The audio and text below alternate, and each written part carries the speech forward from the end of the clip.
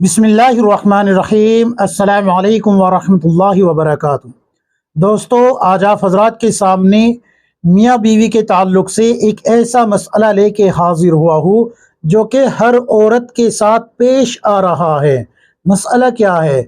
मसला ये है कि मुफ्ती साहब, मेरे शोहर मुझे रिस्पेक्ट ही नहीं देते, मुझसे बात भी करना पसंद नहीं करते, मोहब्बत भी नहीं करते, मुझको जो है अखराजात भी नहीं देते, खर्च भी नहीं देते, और बहुत सारे शिकायतें हैं। क्या क्या बताऊँ मैं आपको। लेकिन बहरहाल ये है कि शोहर मोहब्बत करने लगे, शोहर रिस्पेक्ट देने लगे, बात करने लगे।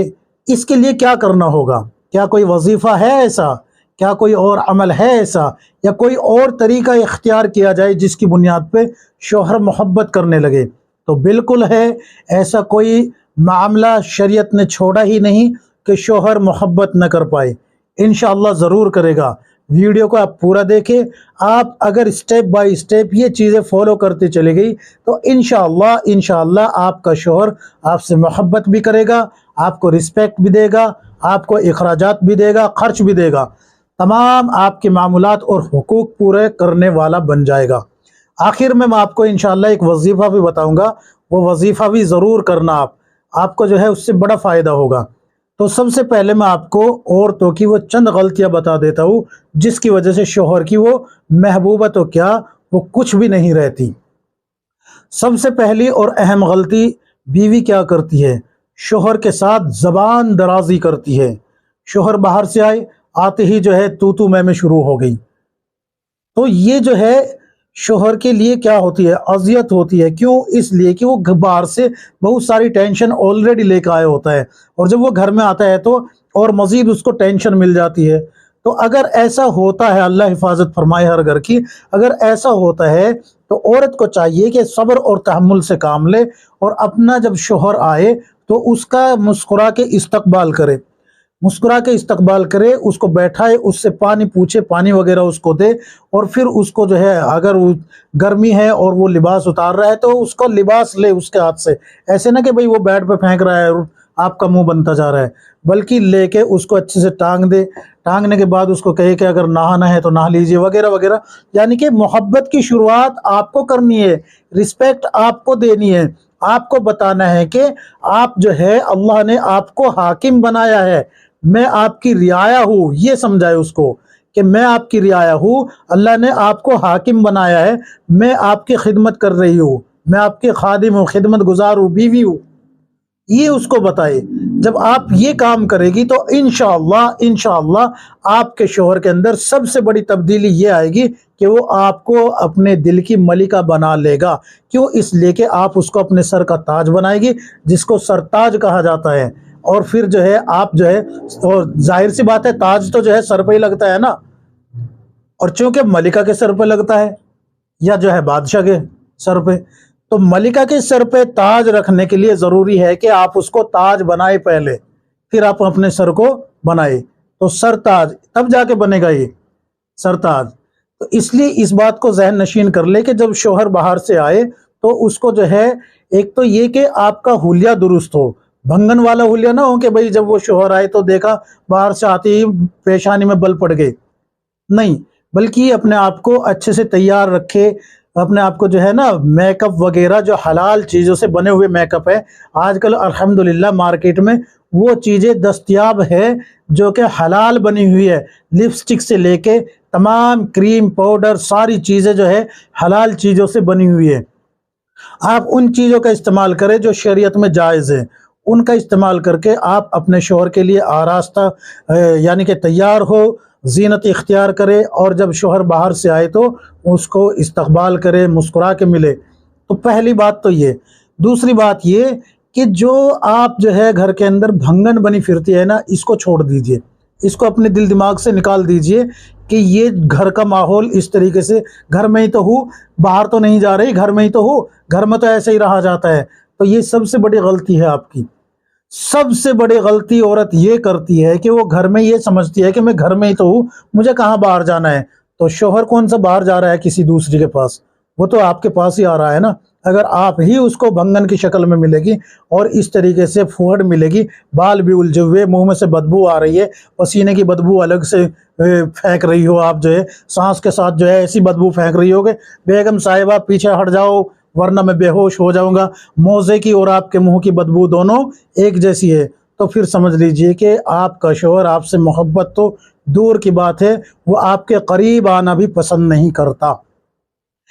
آپ کی دوسری غلطی یہ ہے، تو سب سے پہلے آپ اپنے آپ کو کیا کریں، اپنے آپ کو بدلے، اپنے آپ کو ملکہ بنائے۔ آپ نے دیکھا ہے کبھی کہ کسی رانی کو، کسی ملکہ کو گندے حالت میں دیکھا ہو؟ تو جب آپ گندے حالت میں نہیں رہتی، ویسے بھی آپ اسلام کی شہزادی ہے، تو اسلام کی شہزادی ہونے کی وجہ سے بھی آپ کے اوپر واجب ہے کہ آپ جو ہے اچھی صاف ستھری رہے، جو کہ ایمان کا حصہ بھی ہے۔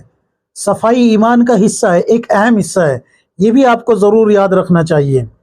تو گھر کے اندر بھی آپ کو ملکہ بن کے رہنا ہے، تو ظاہر سی بات ہے حکمران جو آئے گے نا، جس کو اللہ نے حاکم بنایا ہے، تو وہ ملکہ کے پاس آئیں گے، بنگن کے پاس نہیں آئیں گے۔ تو اپنے آپ کو بدل ڈالیں۔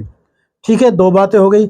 تیسری بات یہ کہ آپ جو ہے جب بھی ان سے بات کرے تو سخت کلامی نہ کرے، بالکل بھی سخت کلامی نہ کریں۔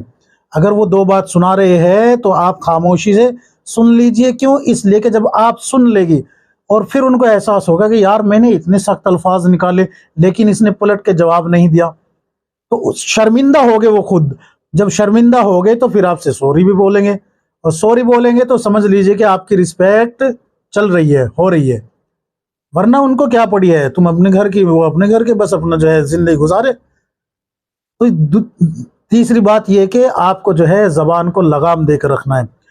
اور ایک غلطی یہ ہوتی ہے، گھر کی خواتین بھی کرتی ہے، دوسری جو کبھی کبھی ساس ہے، نند ہے، جیٹھانی ہے وغیرہ وغیرہ، یہ غلطی وہ بھی کرتی ہے کہ جب آپ کہیں باہر جا رہی ہوتی ہے تو آپ میک اپ سے لش پش ہو کے اچھے سے تیار ہو کے جاتی ہے، اور جب شوہر سے بات ہوتی ہے، شوہر کے ساتھ ہوتی ہے، تو بالکل بھنگن والا معاملہ۔